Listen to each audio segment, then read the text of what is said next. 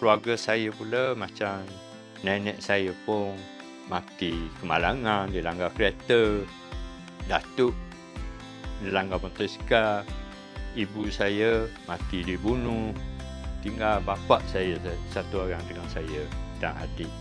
Jadi saya dah hadapi cabaran yang berliku ni daripada dulu lagi.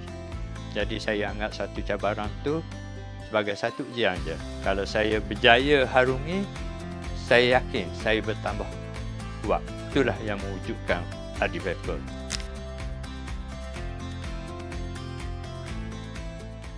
Saya Rosli bin Darrahman.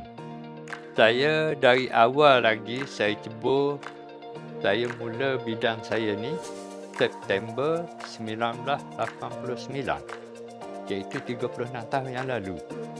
Saya start umur saya 25 tahun pada masa tu. Saya bermula dengan modal yang amat terhad.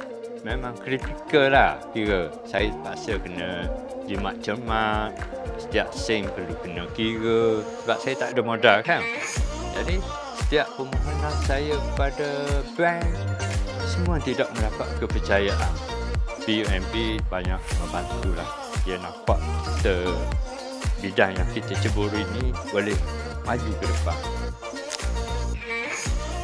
Memang saya amat berharaplah zakat saya ini menjadi pintu rezeki pada penduduk sekitar